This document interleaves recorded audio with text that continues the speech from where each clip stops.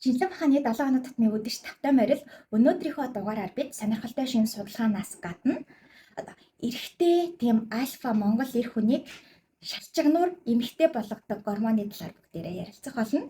Өнөөдөр бүгдээрээ эхнийхээ дугаарыг мэдээгээр эхлүүлье. Өмхий газраар явах ч юм уу эсвэл гал гараад хиншүүтэй утаатай үед бид амьсгалаа ингээд төгчдөг дээ. Яг тэрэн шиг модод бас амьсгалаа төгчдөг гэсэн нэгэн сонирхолтой мэдээ уншлаа. За мэдээж хүн шиг одоо хамар хамаа дарна гэсэн үг бол ерөөсөө биш. За яадаг вэ гэхлээр ургамал гадуураа тийм стомата гэдэг бүрхүүлтэй байдаг гинэ. За хүнээр бол амна гэсэн үг заяа. Тэгээд бид хүчил төрөгчөөр амьсгалаад тэгээд нүүрс хүчлийнхээ ялгаруулдаг шүү дээ. За яг тэрэн шиг ургамал яадаг вэ гэхлээр стоматагаараа хүчил төрөгчийн хийгээр амьсгалаад биш нүүрс төрөгчийн хийгээр амьсгалаад хүчил төрөгч ялгаруулдаг гэсэн. За 2020 онд төмөр нэлээд их тэгсэн дээ. За тэгээд тэр үеэр болохоор ургамал судлаачид моддын навч фотосинтез одоо хэр хийж байгааг тогтооход тэр тоо бараг тэгтэй тэмцэх байсан заяа. Өөрөөр хэлэх юм бол одоо өнөөх стомата гэдэг хэсгээ мод бүхэлд нь хаагаад ерөөсөө амьсгалахгүй байсан гэсэн үг. Тэгээ хамгийн сонирхолтой нь одоо жишээ нь ойд төмөр гараад тэр мод шатаж байхдаа тэгж одоо стоматагаа унтраад юм уу гэхлээр үгүй заяа. Бүр эртнээс одоо цаана мод шатаад утаа энд үнэртэж эхлэхэд тэр процесс эхлээд явагдчихэдэг гинэ. Гэхдээ бас удаан хугацаагаар энэ модонд хэр муугаар нөлөөлдөг гэдгийг бол одоогоор мэдэхгүй байгаа мэн. Гэхдээ одоо энийг судлаад явж байгаа гэсэн үг. Марс буюу ангараг гариг дээр ажиллаж байгаа Perseverance rover буюу монголоор метршгөө ровер гэдэг амар хөөрхөн орчуулчихсан байсан. За нэг тийм сонирхолтой за гайхмаар нэгэн нээлтийг бол тэр ровер хийсэн.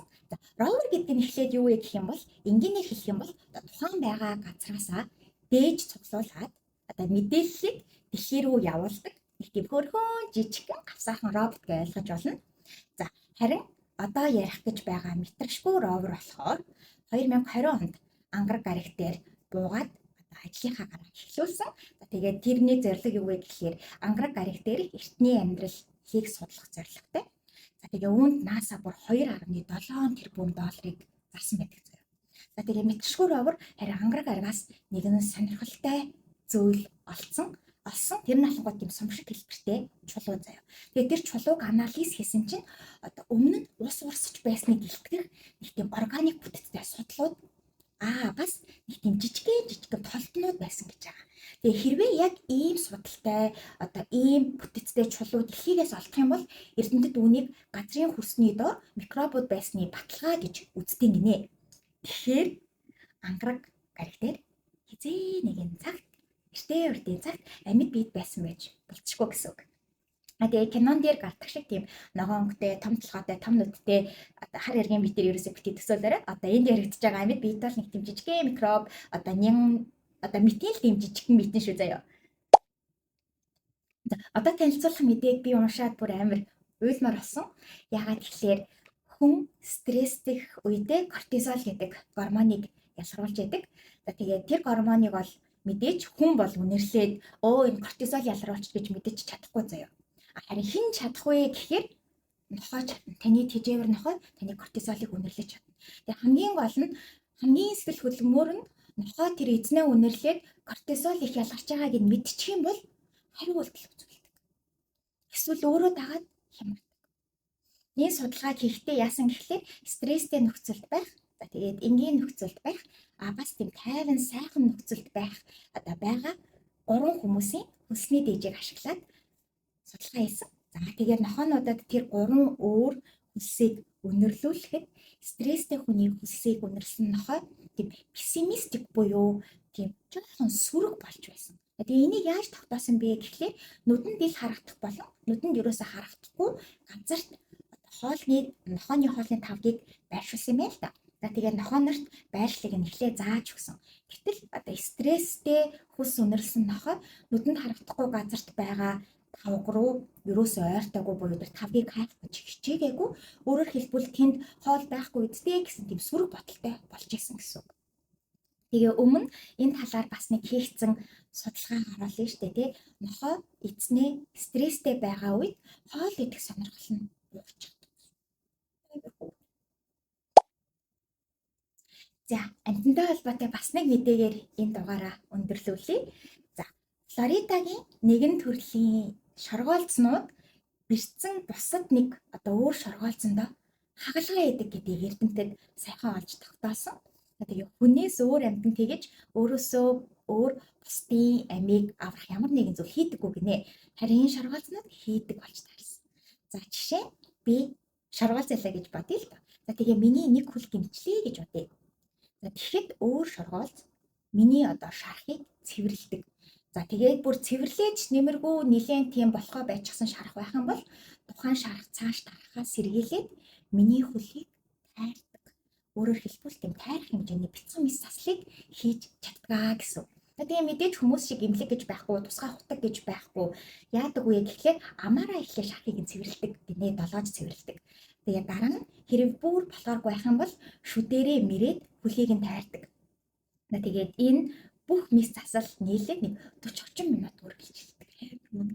За, тэгээ хамгийн гол нь наагаас тэгэж хөлөө тариулсан шоргоолт амьд үлдэх магадлал нь одоо тариулаагүй шоргоолцноос 90-95% илүү байдаг. Тэгээ ерөн шоргоолцнууд амар те. Би тэднийг чүүд том. За, ер нь бол нэг юм хулгай шиг хэмжээтэй байсан бол хүмүүс биш шоргоолцнууд дэлхийг ингээ захираа явж байсан гэдэг. Би бүр үнэн болоосоо итгэдэг. Шоргоолц бол бүр үнэхээр амар амтан. Монголын хобоо жибэг шинжлэх ухаанаар болонд өнөөдөр нэгэн жаахан маргаантай сэдвийг сонгож авсан. Тэгээд үүнээс болоод зарим нэг хүнд адлуулж одоо муугаар хэлүүлэх ч юм уу те хейт комент авах бах тэрэндээ сэтгэл зүгээ яал бэлтчихсэн. За, тэгээд гэхдээ одоо ярих байгаа зүйл болохоор ерөөсөө нөгөө миний бодол, хувийн бодол ерөөсөө биш, дандаа нөгөө нэг шинжлэх ухаанаар батлагдсан онол судалгаа, тайлбар энэ төр байгаа болохоор над руу битгий дараарай гэж хэлмээр байна. За, юу вэ гэхлээр Instagram-ийн нэгэн инфлюенсер залуу ийм бичлэг постлсон. Одоо энийг бөөнөрөө эхлээд сонсоцгоё. За, ядаж нэг Монгол эрчүүдээ нэг эрэгтэй чигээр наваад үлдчих юмсан да. Тэгэхгүй бол одоо 90 минут идэхгүй залууч бүр ямар их болж байна те. Тэгээ энэ юутай холбоотой гэхэлэр дэлхийд даяараа угаасаа эрэгтэй хүний тестостерон гормон буурж байгаатай холбоотой юм лээ. Сүүл нэг судалгаа харсан чинь орчин цагийн 20 настай залуучуудын тестостероны левел нь биш дээ. 30-40 жилийн өмнөх 50 настай хөгшин хүний тестостеронтой адилхан байна гэж боддоо. Юу гэсэн үг юм бэ? 18-аас 28 насан дээр бүр тестостерон левел чинь бүр тэнгэр тулаа. Та нар бүр бие хааш чангараад яг жинхэнэ тэ эр хүн гэдгээ мэдрээд явж байгаа хэвээр байтал. Бүгдээрээ 20 наснаас ахуулаад ингээд эмгтээлэг болоод ирчихин гэдэг чинь болохоор энэ бол бүр байж болохгүй зүйл байхгүй. Тэгээ одоо нэг сүүлийн үед ингэж яриад байгаа ш нэг эрэгтэй хүн уйлж болно, эрэгтэй хүн зөөлхөн байж болно, эрэгтэй хүн шалчганар байж болно, адилхан л хүн гэдэг. Гэхдээ тийм байх юм л эрэгтэй хүн бош төрөөд яг яах хэрэгтэй. Айл гэр ноён руу ус аавыгаа та нар нэг шалчганаа уйлгнаа зөксөө зөв ингээд яваад ийл яах вэ? Хүндлэх юм хүндлэхгүй шүү дээ. Эхнэр нь хүндлэхгүй, хүүхдүүд нь хүндлэхгүй, хийж хүндлэхгүй шүү дээ. Тэгэхээр эрэгтэй хүн бол хүчрхэг байхаас өөр арга байхгүй. Тэхийн тул зайлшгүй тестостерон гормон нэмэгдүүлэхээс өөр арга байхгүй. Монголоор дүүрэн шалчгалсан залуучууд гараад ирчээд байгаа нь энэ хит их аригдл гэдэг юмас болж байгаа. Ариг ухлаар эрчүүдэд жоохон байдаг им гормоныг асар ихээр нэмэгдүүлээд эр гормоныг бууруулцдаг. Тэгээд ирэхлээр бүгдээрээ им шалчганар болоод ийм нэг 9 шидийн хомо батсан залуучууд дүүрээд байгаа байхгүй ойлгож байна. Чи гүзээдээ чи ариг хуудаг чи буруу хоолтгод бол тестостерон гормон чи буурсан гэж ойлгоч. Ойлгосноо. Тэгээд энэ бичлэгийг маш олон хүмүүс түгээгээд Монгол залуучуудаа ядаж эрэгтэй чигээр авч үлдээ да нэрэ. За, энэ хүний үзэж байгаагаар бас ер нь олон хүний буруу ойлголттой явдаг нэг зүйл нь болохоор эрэгтэй хүний хувьд тестостерон их байх тусмаа сайн. Яагаад тэгэхээр одоо эн чинь эрэгтэй гормон юм чинь таниглах гэмээр шүүд болгоно гэж бодож явдаг. За, гэхдээ эхлээд бүгдээрээ тестостерон гормоныг маш энгийнээр тайлбарлаад ойлгох гээд үзье. За, эхлээд ер нь гормон гэж юу юм гэдгийг бүгдээрээ ойлгоод үзье заяа. За, гормон бол ер нь бие доторх химийн шуудан зөөгч гэж бүдүүлгээр ойлгож болно. Ихэвчлэн яадаг вэ гэхлээр суцаар дамжаад биеийн нэг хэсгээс нөгөө хэсэг рүү одоо зорчоод шуудангаа зөөж идэгаа гэсэн. За, тэгээд их зураа биеийн одоо олон зөвлөгөөл ажиллагаанд нөлөөлж яадаг. За, өнөөдрийн гол сэдэв болох тестостерон бол хүйсийн гормон гэж яваа заяа. За, өнчин тархинаас төмсг рүү хей андаа за жоохон нэг тестостерон ялгаруулаач гэд хүсэл дээрнэ. Тэгэнгүүт нь төмсг тэр гормоныг ялгаруулдаг. За, тэгээд их ялгаруулчих юм бол өнчин тархиал андаа жоохон удаашруулаарэ. Тэгэхгүй бол мань зохицуулж дийлэхгүй шүү гэл хэлнэ. Тэгэнгүүт нь төмсг окей гэд бас ялгаруулалтаа багасгах чадвартай нэг тийм юм циклийн холбоо байдгаа гэсэн үг заяа. За тэгвэл энэ гормон яг юунд нөлөөлт юм бэ? Энэ яг яадаг гормон бэ гэхлээр мэдээж эр хүний бэлэг эрхтний ургалтаас эхлээд шилжилтийн насны үед эрэгтэй хүүхдийн хоолой бүдүүрээд эн чинь нийгэмтэй болдсон шүү дээ. Тэр мөрөнтэй бол холбоотой, сахал самбаа нургаж эхлэхтэй бас холбоотой. За тэгээд том болсон энэ яадаг вэ гэхлээр ерөнхийдөө бол булчингийн хэмжээ, ясны ургалт болон ясны бүтэц, за тэгээд бэлгийн дур хүсэл болон үрийн шингэний хэмжээ гэд зөндөө олон зүйлд орол энэ яалчгүй нөлөөлдөг маш чухал, эр хүний хувьд бол маш чухал, гормоны хувьд бол гормон. Тэгээ ингээд бодохоор тестостерон бол нээрээ л эр хүний гормон юм шиг санагдаж байгааз тэгэж бодохоор бас өрөөсгөл болно. Яагаад тэгэхээр одоо эмэгтэй хүний өндгөн эсэн доторч бас энэ гормон байдаг. Тэгэхээр надад ч гэсэн тестостерон байгаа гэсэн үг. За тэгээ энэ болохоор миний өндөг өвчний үйл ажиллагаа болон ясны бүтцэнд хүртэл нөлөөлж яадаг. За тэгэхээр эмэгтэй хүнд ерөөсөө тестостерон байж болохгүй, байх юм бол эмэгтэйлэг байхаа болчин гэсэн үг ерөөсөө биш. Тэгэхээр байж ээж зөв тунгаараа байж ээж эрүүл байна гэсэн үг. Яг тэрэн шиг эрэгтэй хүнд ч бас эмэгтэй даавар буюу эстроген байдаг. За тэгэхээр тэр хоёр хамтран одоо эв зүйтэй оршиж байж хүн эрүүл амьдардаг байх нэ. За тэгээд энэ хамгийн гол нь хүний эрүүл одоо биеийн эрүүл мэндээс гадна сэтгэл зүйн эрүүл мэнд хүртэл ихээр нөлөөлж яадаг. За тэгвэл нь штэ те эр хүн тестостерон их байх тусмаа тийм лаг булчинтай амар иршүүд одоо энэ залуугийн хэлж байгаагаар жинхэнэ эр хүн байд юм уу гэхээр бас үгүй. Ягаад гэхээр за бүр хиймлэр стероид буюу тийм дааврын одоо юм байдэн штэ тийм бэлтгэл ихээр уусан хүний үрийн шингэний тоон бол буурдаг. Тэгээ бүр төмсгөн жижигэрдэг, агшдаг гэсэн. Тэгээ зарим хүмүүнээс л бүр өргүүдэх хүртэл асуудал орохч болцсошгүй. Уул нь энэ залуугийн хэлж байгаагаар л стероид угаалаг иршүүд байх гээд байгаа штэ. Дааж тэхгүй харин ч эсэргээрээ эмгтээлэг болно. Хүүх ургана. Тэгээ төмсөж жижигэрнэ. Тэгээ хэдий одоо булчингийн масс нэмэх гэж олон хүн одоо тамирчид ч юм уу те химэл дааврын бэлтгэл уудагч гэсэн дагаад одоо ямар асуудал ирж яадаг вэ гэхээр нойргуудл, зүрхний шигдээсийн магадлал, илэгний өвчлөл бүр баахан дотоод эрхтний өвчлөл бол дагаад ирдэг. Бас мэдээж хүний сэтгэл зүй гэхээр нөлөөлнө. За тэгээ сэтгэл зүйн огцон өөрчлөлттэй нөгөө mood swing гэж үүдэн штэ. Тийнд нөлөөлнө, бүр шийдвэр гаргалтанд хүртэл нөлөөлнө. За тэгээд огцон мууртай ас болдог. За тэгээ хоолны туршил бас нэмэгдэх магадлал байгаа. Тэрийгээ дагаад таргалт бас нэмэгдэж болно. Тэгэхээр бас юу тэрийг угаал их байвал булчин тамар бол сахал ургаал алт юм уу гэхлээр бас үгүй. Тэгээ андастероид ихээр хэрэглээд байх юм бол хит одоо натуралаараа тестостерон ялгаруулж чадхаа байждаг. Тэгэхээр яа гэсэн үг вэ? Стероид уухгүй л жинхэнэ одоо эмгтээлэг болно гэсэн үг. Тэгээд тестостерон багасж байгаа нь одоо орчин үед багасж байгаа нь үнэн ч гэсэн багаслаа гэж шалчнуур болдог гэсэн үг ерөөсөө биш. Бүр ямар ч судалгаагаар бол за одоо таны юу ч багасаа та шалчнуур болно гэсэн судалгаа бүр зеро заяа. Бүр зеро энийг бол би бүр үнэхээр хэлж чадна.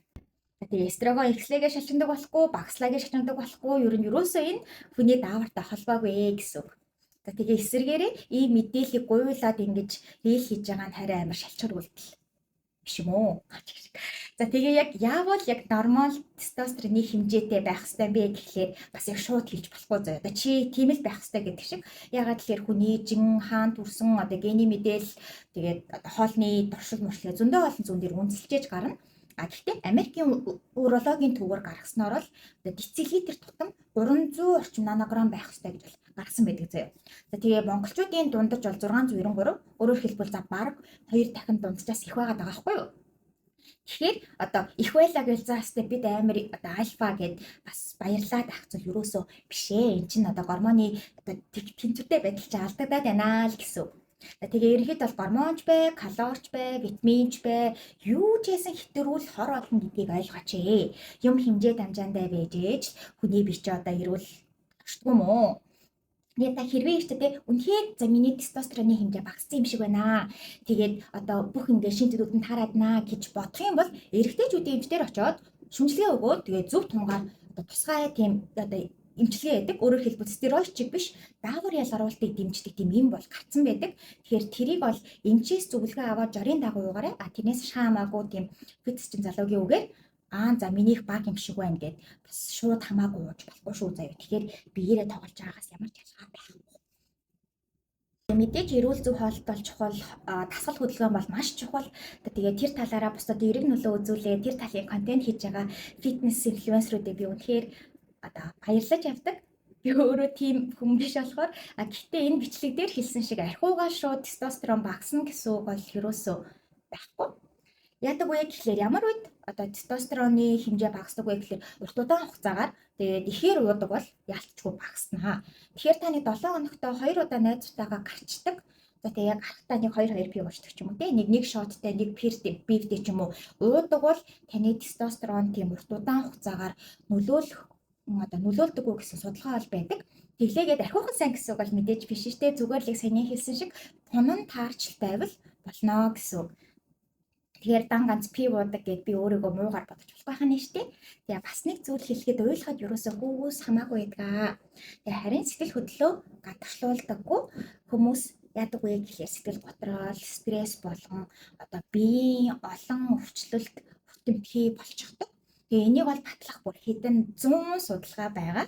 Тэгэхээр би энийг нэг амар хэлэх шаардлагагүй байна. Тэгээ бүр нулимс өвчин намдаа хүртэл чадвартай байдаг болохоор тэрийг ингээд би тэгээд яг үү. Тэгээ бүр уйлдаггүй хүмүүс нь судалгаа явуулахад бол эмпати буюу бусдыг ойлгох, бусдыг тийм инэрх чадвар нь хүртэл буурсан гэсэн судалгаа байт юм билээ. Тэгэхээр хүн чинь нийгмийн амьтантай бие биетэйгээ харилцаж ойлголцож байж амьдрах ёстой байтал би бол альфа, би бол сигма, би бол нугардаггүй, би бол нурмайдаггүй, жинхэнэ Монгол эр хүн гэж ирээд сэтгэл хөдлөлөө дараад байх юм бол танд ч муу нөлөөтэй хамгийн гол нь эргэн тойрныхаа хүмүүст хүртэл та сүргөөр нөлөөлж байгаа гэсэн үг байна шүү дээ.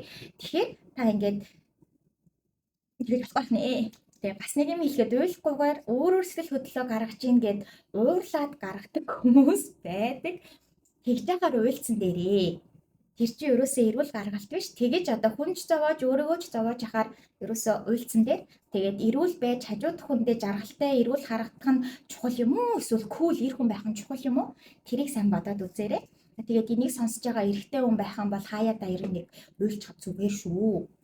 Монгол шиг эр хүн л гэр бүл авч явна инээ тэрэ гэсэн ойлголт сонирхолсон газар бол алдчгүй эрэгтэй хүмүүсийн ачаа өөрчлөө байгаа.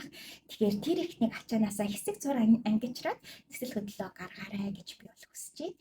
Тэгээд хүний өмнө гарахгаас хэрвээ санаа зовоод байх юм бол ганцаараа уйлсан ч болно шүү дээ. Тэгээд бороо оронгот эсвэл уйлж болно. Ягаад гэвэл таны нулимсыг хинж анзаарахгүй гооч гэх шиг. За тэгээд ерөнхийдөө бол хэрвээ та сэтгэл хөдлөлөө гаргасан чинь таны эхнэр энэ бичлэг дээрх шиг эхнэр чинь ч юм уу те найз охин чинь хүндлэгээ болж байвал тэр охиноос салаарай. Яагаад гэвэл таныг хүн гэж хүлээж авдаггүй, сэтгэл зүйтэй хүн гэж хардаггүй, хүнтэй насаараа амьдраад новшоо хийх вэ. Тэгээ бүгдэн чи хайртай шүү. Бүгдээрээ сэтгэл зүгээ эер эмгэлтгүй хайрлаж хамгаалж яваарэ. За тэгээ дараагийнхаа дугаараар уулзцгаая. Баяртай.